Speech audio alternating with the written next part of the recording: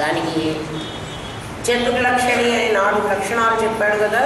4 లక్షణాల్లో ఒకటి సమన్వయం, అవిరోధం, సాధన, ఫలం. వీటికే స్వరూపం, మెథడాలజీ, రిజల్ట్. స్వరూపం అంటే సమన్వయం, అవిరోధం. 4 చాప్టర్లు రాశాడు. మొత్తం 555 సూత్రాలు, 4 చాప్టర్లు ఉన్నాయి. అది 12 చాప్టర్లు ఉన్నాయి.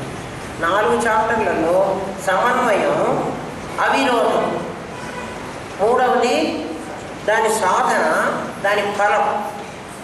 నాకు మృత్యు అక్కర్లేదు అన్నది మనం మెయిన్ ఎయిమ్. దాన్ని ఎలా సాధించుకోవాలి, ఆ విషయాన్ని ఏ మెథడ్ ద్వారా నేను ఫాలో అవ్వాలి. ఊరికనే నాకు చావక్కర్లేదంటే అది చావక్కర్లేకుండా పోదు. ఎందుకంటే ప్రతివాడు చస్తున్నాడు. ఎవడు చస్తాడో నీకు తెలియాలి, ఎవడు చావడో నీకు తెలియాలి. అవునా కదా? అందుకని ఈ భాష్యంలో ఈ 5 బ్రహ్మస్వరూపం, స్వరూపం అంటే నీకు బ్రహ్మస్వరూపం. విషయం ఏమిటి? బ్రహ్మస్వరూపం. బ్రహ్మస్వరూపం ఏమిటి? సత్తు, చిత్తు, ఆనందం. శుద్ధం, బుద్ధం, ముక్తం. పరమాత్మ స్వరూపం ఏమిటి? శుద్ధం, బుద్ధం, ముక్తం. సత్తు, చిత్తు, ఆనందం. ఇది పరమాత్మ స్వరూపం. నిరాకారం. ఈ 3 నిరాకారం ఉండాలి. ఎప్పుడు కూడా ఆకారం ధరించకూడదు. మరి ఆకారం ధరించాయి కదండి, మనకు కనపడుతున్నాయి కదా. నిన్న మీ బుద్ధి నిరాకారంగా ఉన్న బుద్ధి మీకు కనిపించదు. సాకారం పొందిన పెట్టె రూపం పొందినటువంటి బుద్ధి మీకు కనిపించింది. అవునా కాదు? మరి పెట్టె మీ దగ్గర ఉందా లేదా? ఉంది. పెట్టె ఉంది కదా. మీ దగ్గర పెట్టె ఇలాగే ఉందా, ఇంకో రకంగా ఉందా? ఈ మెటీరియల్ మీ లోపలికి ఎవరు చూపించాక మీ దగ్గరికి ఎక్కడ వచ్చింది? ఎవడు తయారు చేశాడు? ఏ రవితేజ వాడు ఈ బ్యాగులు కుట్టాడు? ఎవడో కుట్టుండాలి కదా అమ్మా. మీ దగ్గర ఎవడు కుట్టాడు అంటే ఆ రవితేజ కార్మికుడు కూడా మీ లోపల ఉన్నాడు కదా. ఉన్నాడు. నా ఉంగరం చూపిస్తాను. మీలో ఒక కంసారి ఉంగరం చేసేవాడు ఉన్నాడు, మీలో బంగారం కూడా ఉంది. మెటీరియల్ ఉంది, చేసేవాడు ఉన్నాడు.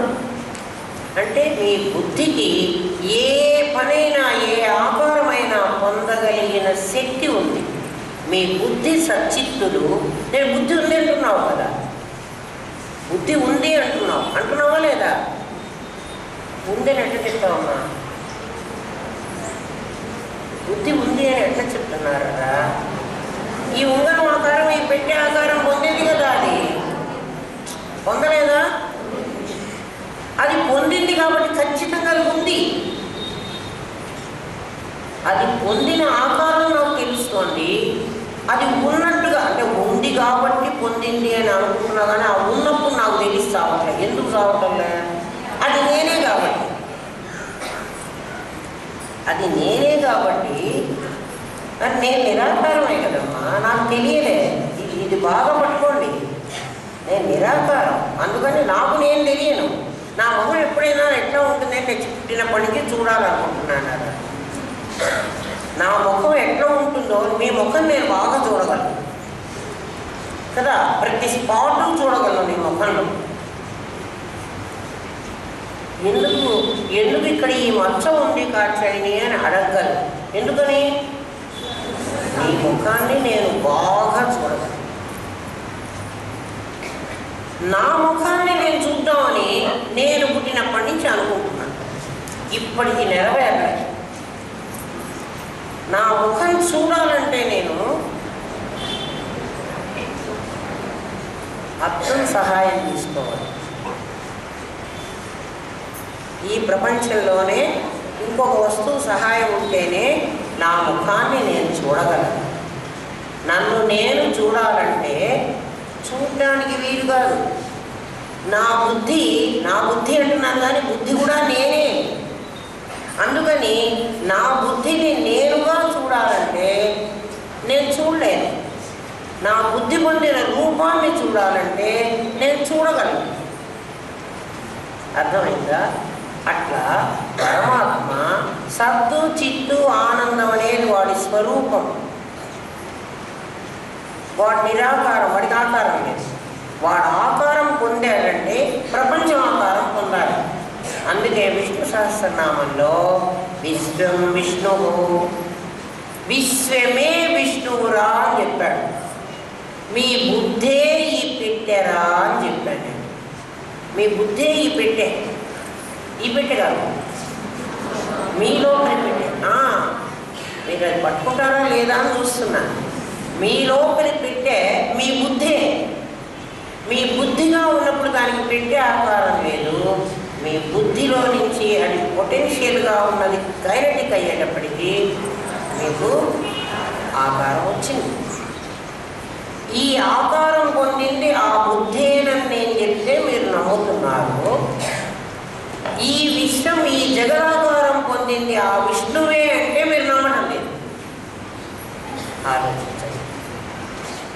నమ్మకపోగా మీరు ఇంకా విశ్వం విష్ణు కారం భూత ప్రభు భూత భూతభావం భూత తత్వ భూత భావన ఊరి నీళ్ళు మేము 2 నిమిషాల్లో మేము విష్ణు సహస్రనామం చదివేస్తామండి. భగవద్గీత రోజు పారాయణ చేస్తామని మేమందరం నిత్య పారాయణ చేస్తామండి. భగవద్గీత గీతా పారాయణ కోసం మేము ఊళ్ళు పోతాం. ఏం పోతున్నావు, ఏం చేస్తున్నావు? భగవద్గీత నీకు ఏమొచ్చు?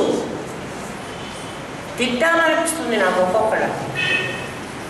తింటే ఏం లాభం లేదు, బాధతో తింటున్నా, అంతకంటే కోపంతో తిట్టటల్లా.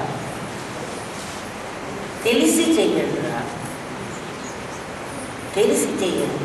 ఊరికే విష్ణు సహస్రనామం మేము విష్ణు సహస్రనామ పారాయణ గ్రూప్, లలితా సహస్రనామ పారాయణ గ్రూప్. మీరు ఆ గ్రూప్లో వాళ్ళ మా గ్రూప్లో రాకూడదు. మేము ఈ విష్ణు సహస్రనామ పారాయణ గ్రూప్లోకి వెళ్తామండి. వీళ్ళు మెంబర్షిప్ కట్టారు. మీ గ్రూప్లోకి వస్తే వాళ్ళకి అంతా అండి. అర్థం ఉందా? బుద్ధితో ఆలోచించంటారా. కొంచెం బ్రెయిన్ జ్ఞానంతో ఉపయోగించమని శంకర భగవత్పాదులు చెప్తున్నారు. నేను కూడా చెప్తున్నాను. ప్రాణంతో వ్యవహారం చేయకండి, జ్ఞానంతో వ్యవహారం చేయండి.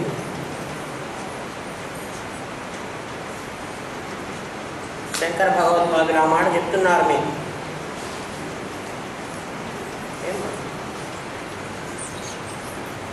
నీకు ఇంకా నాణ్యం పంథ అన్నప్పుడు ఇంకో మాట ఏం చెప్పాడంటే, ఒరే నాయన, నీకు లోక జ్ఞానం చాలా ఉంది, కామన్ సెన్స్. నేను బాగా బిజినెస్ చేయగలను, నేను బాగా వడ్డీ వ్యాపారం చేయగలను, నేను అదే ఒక ఇంకా వ్యాపారం ఉంది. ఫోన్లోనే వ్యాపారం చేసేస్తారు. ₹1 ఖర్చు పెట్టక్కర్లేదు. ఫోన్ల మీదే ఉంటుంది వాళ్ళ వ్యాపారం. పెట్టుబడి కూడా అక్కర్లేదు. కోట్లు సంపాదిస్తూ ఉంటారు. వాళ్ళని ఏమంటారు? అవన్నీ నాకు రావులేండి, నేనేం కామర్స్ చదువుకోలేదు, నాకేం రావు, చదువే రాదు, ఒకటే ఉద్యోగం. అదే చెప్పాడు పాపం. విద్య వేదిక ఏం చెప్పాడు? 2 విద్యలు అసలు ప్రపంచంలో ఉన్న విద్యలు లేవుకోమన్నాడు. ఇవన్నీ కూడా లోక జ్ఞానం ఉన్నవాడు, వాడికి చాలా కామన్ సెన్స్ ఉంటుంది. ఈ ప్రపంచంలో ఎలా బతకాలి, నొప్పింపక తానవ్వక తప్పించుకు తిరుగువాడు ధన్యుడు సుమతి అన్నాడు సుమతి శతకారు. నాకు అన్నీ తెలుసండి, వాళ్ళు తప్పు చేస్తున్నారని నాకు తెలుసండి. మరి ఎందుకురా నాయన ఖండించవు అంటే, ఎందుకండి వాడిని బాధించడం నాకు అనవసరం. వాడు నాకేం అపకారం చేయలేదు కదా, నాకు అపకారం చేసినప్పుడు నేను ఏమన్నా చేస్తాను, వాడు నాకేం అపకారం చేయలేదు, అందుకని నా దారిలో నేను ఉంటాను. నొప్పింపక తానవ్వక నేను తప్పించుకు తిరుగుతూ ఉంటాను. లోక జ్ఞానం ఉంది కదా నాకు చాలా. ఎవరితో దెబ్బలు తిన్ను, నేను ఎవడిని కొట్టబోను, నాకు కావాల్సిన డబ్బులన్నీ నేను సంపాదించుకుంటా, నా దారిని హాయిగా. లోకాన్ని ముంచినా నాకు పర్వాలేదు, లోకాన్ని తేల్చినా నాకు పర్వాలేదు. ఎప్పుడు ఐపీ పెట్టినా నాకు బుద్ధి ఉన్నప్పుడు కొన్ని కోట్లు అప్పులు చేస్తాను, ఐపీ నాకేం నష్టం లేదు. ఎందుకంటే లోకాలు లోకాంతరాలు కర్మ ఉంటే అప్పుడు సంగతి ఆలోచిద్దాంలే, ఎప్పుడైనా అనుభవిస్తే అప్పుడు చూద్దాం. కొంతమంది అయితే చచ్చినప్పుడు చూసుకున్నాను లేరా, చచ్చినప్పుడు ఇక చూసేది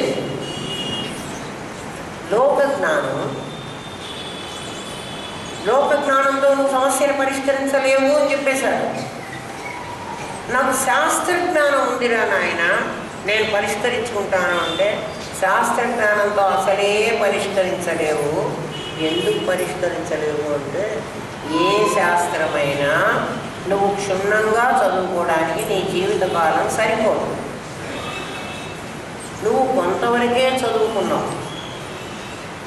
నాకు మ్యాథమెటిక్స్ వచ్చండి, ఎంతవరకు వచ్చినాయినా ఆ వచ్చిన వాడిని అడగండి, నాకు చాలా తక్కువ వచ్చండి, ఇంకా చాలా నేను నేర్చుకోవాల్సి ఉంటుంది, నా పొట్ట పోసుకోవడానికి చాలు కాబట్టి ఇంతే చదువుకున్నాను, ఇంకా చదువుకోవాలి వాడి సబ్జెక్టులోనే చాలా ఉందండి, అదొక ఓషన్ అంటారు. ఆ ఓషన్లో వీడు తమిళ్లో ఏదో ఒక సామెత ఉంది, నేను తిన్నది పిడికెడేట, నేను తినవలసింది కొండంత. నేను తిన్నది పిడికెడు, నేను తినవలసినది కొండంతా. ఇంకెప్పుడు తిన్నాను, జీవితకాలం అయిపోయింది. మరి అయితే చదువుకుంటున్నాం కదండి మనం కూడాను. అంటే మనం చదువుకునే చదువు మన పొట్ట పోసుకోవడానికి సరిపోయినంత నాలెడ్జ్. ఎవడన్నా నాయన మా పిల్లవాడు మొన్న ఎవరన్నా అడిగాడు, ఎందుకు మా స్కూల్కి వెళ్తున్నావు, ఎందుకు చదువుకుంటున్నావు, ఎందుకు చదువుకుంటున్నావో మనకే తెలియదు. మా అమ్మ బొమ్మంది, నేను పోతున్నాను. నేను జ్ఞానం సంపాదించడానికి చదువుకుంటున్నాననే సెన్స్ కూడా లేదు మనకు. చాలామందికి ఏముందో చెప్పన, చదువుకుంటే ఉద్యోగం వస్తుంది, చదువుకుంటే ఉద్యోగం వస్తుంది.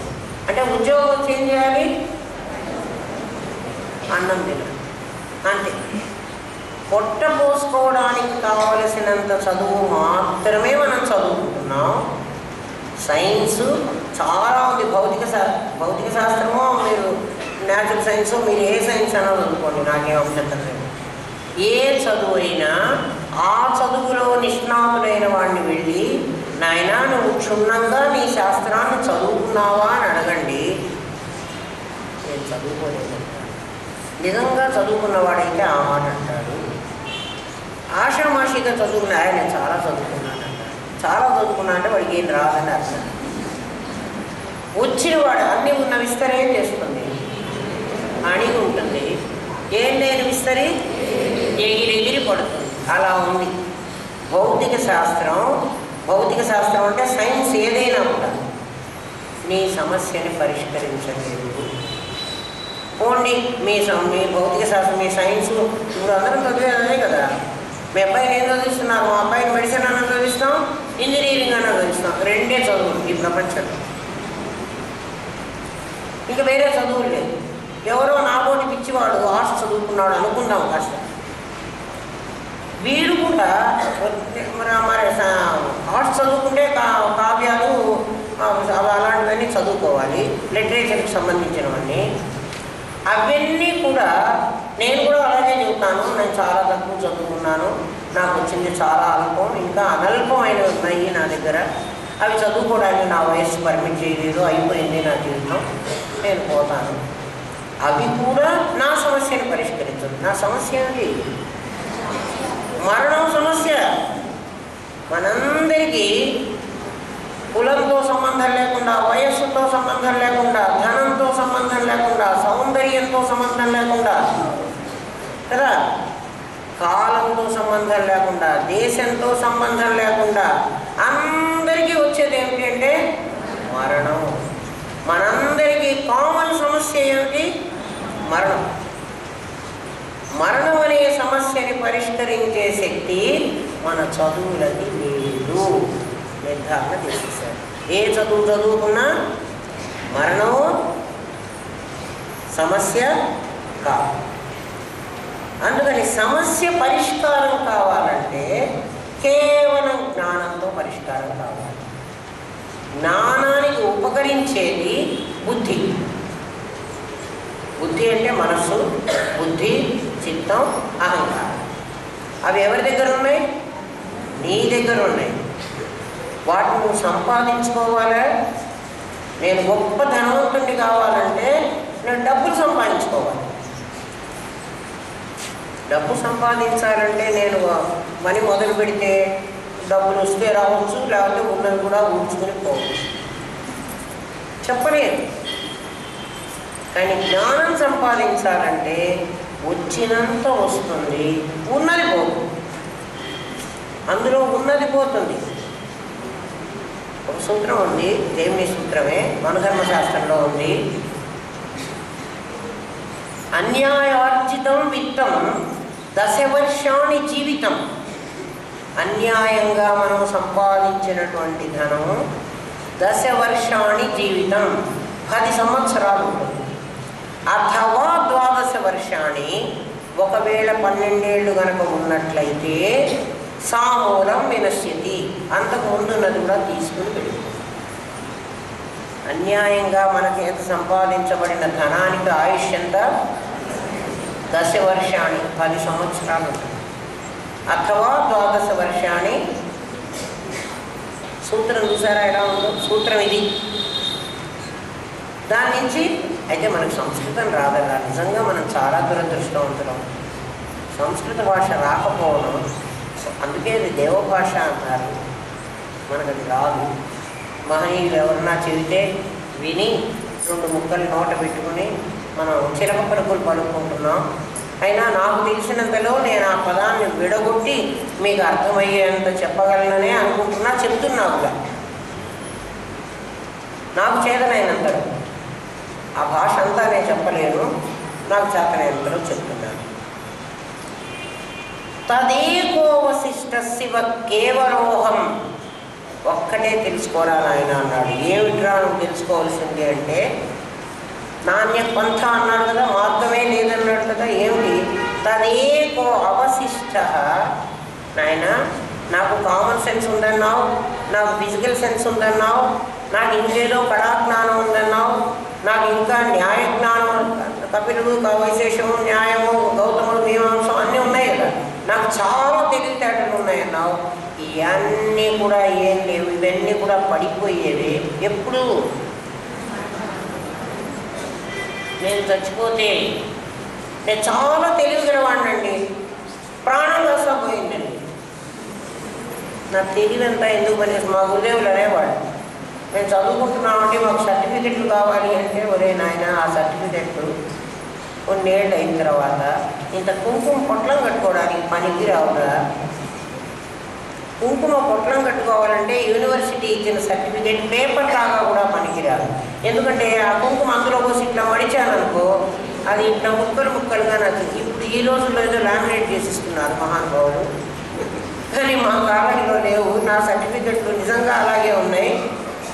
వాటిని ఒక పొట్లం కట్టాలని నేను ప్రయత్నం చేస్తే అప్పడంలాగా అవి ముక్కలై వస్తాయి నా చేతులు. దీనికోసమా నేను ఇన్ని సంవత్సరాలు కష్టపడ్డాను? ఆలోచించండి. తదేకో వశిష్ట. ఇన్ని జ్ఞానాలు ఉన్నప్పటికీ నువ్వు మరణించిన మరుక్షణము నీ జ్ఞానం అంతా వేస్ట్. నా బ్రెయిన్ చాలా తెలివిగా కలదండి, దీంట్లో చాలా మెమరీ ఉంది. లాభం లేదు నాయన. చచ్చిపోగానే నీ బ్రెయిన్ తీసి మ్యూజియంలో పెట్టినా అది పని చేస్తావు కదా.